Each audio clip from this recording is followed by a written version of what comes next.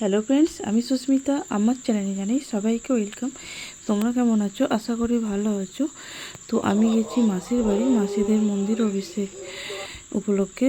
তো প্রায় আমার সেজো মাসির বাড়ি গেছি, প্রায় 10 বছর পর গেছি মাসির বাড়ি। তো দেখো, একটা অন্যরকম ফিলিংস হচ্ছে।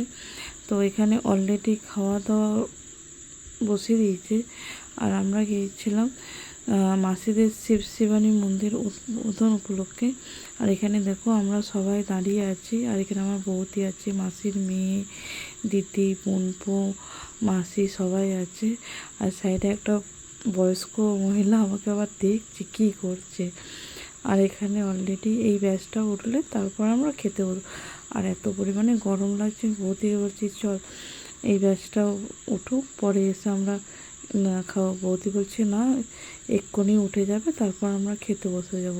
আর উঠে যাওয়ার পর আমরা বসে পড়েছি। এখানে দিয়ে দিয়েছে সাদা ভাত, শাক ঘন্ট, তারপর শুক্তো, পায়েস, চাটনি দিয়েছে। আর খাওয়ার পর আমরা চলে গেছিলাম মন্দিরটা দেখতে। আর এখানে অলরেডি পুজো হচ্ছে, আর শিবানী মন্দির উপলক্ষে মন্দিরটা উদ্বোধন করে এখানে পুজো হচ্ছে। আর এখানে দেখো, আর এত সুন্দর মন্দিরটা করেছে, কি বলবো, অপূর্ব লাগছে মন্দিরটা।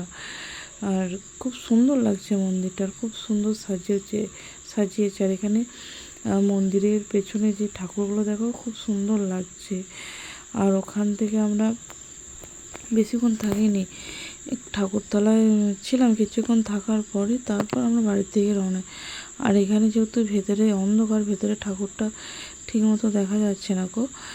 রাতের বেলায় লাইট দেবে, তখন নয় আমি ভিডিও করে আপলোড করবো, তখন দেখে নেবে কেমন।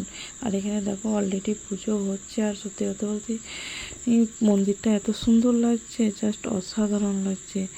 আর আমি প্রথমবার শিবানী ঠাকুর দেখলাম, আমি জানতাম না মানে এরকম ঠাকুর আছে, ফার্স্ট টাইম আমার জ্ঞানে।